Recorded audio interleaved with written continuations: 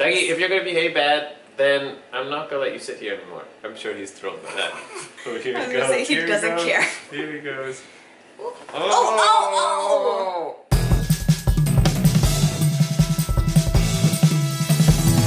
Hey, I'm Soman. And I'm JoAnn. And this is Mr. Fart Monster. And this is a Ramon-less episode of EverNever TV. This week it's all in the family. Family meaning me and JoAnn, because Ramon's been kicked out. I think we've all missed the show at one point, because there was once I just didn't show up. There was once you didn't show up, and I guess this is Ramon's turn. Yes. He's usually fairly reliable. And he did build a studio for the show in his new apartment. Yes. So why don't we start with, there was a special assignment that JoAnn put up a few weeks ago. The special assignment was for you guys to do the 20-page SGE Dare and to go in real life to find somebody and get them to take it. So normally we don't pick winners for special assignments because you get extra points on the website for doing it, but this time we decided we would since it's so involved and it would be fun to give you guys prizes for participating anyway. Also because some of you had really amazing stories. Yeah, definitely. The first one is UNET, I don't know. UNAT 22. UNET 22. I like UNAT. I want to name a character UNAT. UNAT. UNAT has a friend who has a lot of trouble reading and writing and is usually very embarrassed about it. And UNAT gave their friend this challenge. And for the longest time thought that the friend wasn't doing it, but then it turns out they did. They were just doing it very slowly. Oh my god. They gave back the book and everything and had bought their own copy so they could read it on their own and did an entire book report on it, and the teacher gave them a really good grade on it. That's so amazing. like, See, yeah. School for Good and Evil improves your grades. Tell that to your friends who probably don't care about their grades, otherwise they would be the type of people who've already read it. Because as we know, people with good grades have probably read this series. It's true.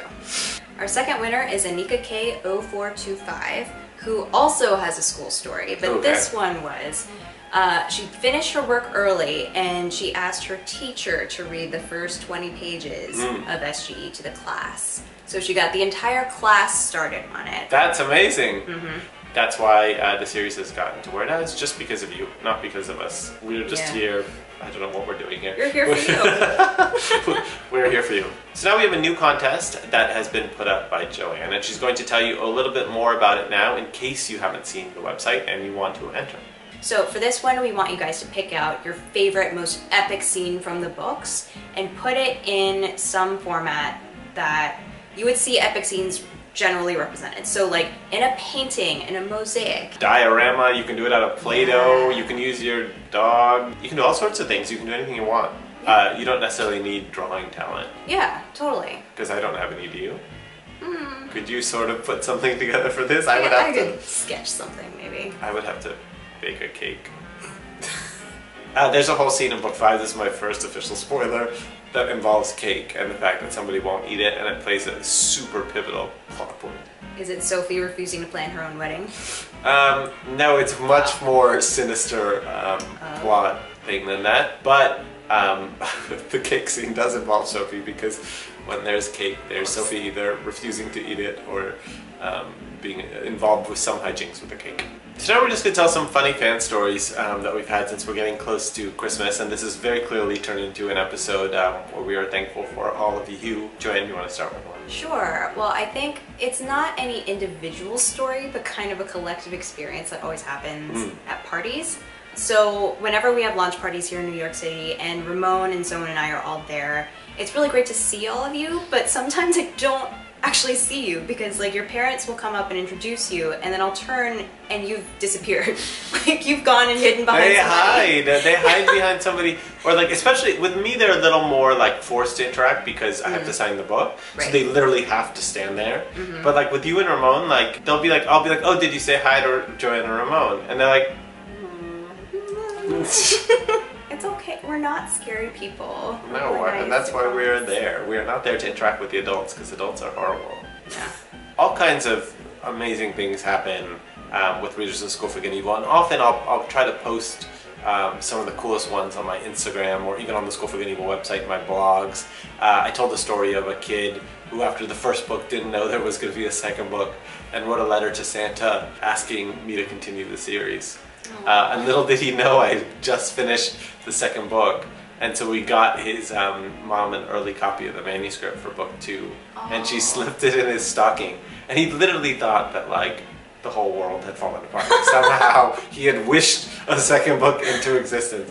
So the last story we'll tell you is probably my favorite. I was at the North Texas Teen Book Festival. I hope the kid is watching. A father came up to me, like a rugged Texas father. His son was sort of like lingering behind him, like staring at the floor. And the father goes, listen, I just want to thank you for writing a series that featured strong female characters that my son really likes, because he's read all the books and he's reread them, and it's his favorite series. So I just want to thank you for writing that. And then I look at the son and he goes, I don't like it. And I was like, and the dad's like, just tell him you've read the books a million times. The kid's like, I hate it. And I'm like, oh, it's okay, don't worry. He's like, I hate your books. I don't like them. I don't read them. And I was like, I don't believe that. Okay, I don't believe it for all. The dad's like, he reads them. And I was like, that's okay. And secretly I'm thinking, we all know he likes them. But he got all red-faced. The red-face was a giveaway. Well, he wouldn't even be there if he didn't wouldn't care be there. about it. That was the point. Yeah. Anyway, those are the kind of stories I love, because I feel like those are the kind of stories I like to write about. Is people who act one way but are secretly doing something else.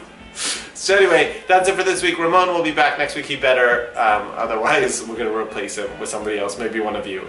Ramon, that's a threat. Yeah, threaten him in the comments. All right, we'll see you guys next week.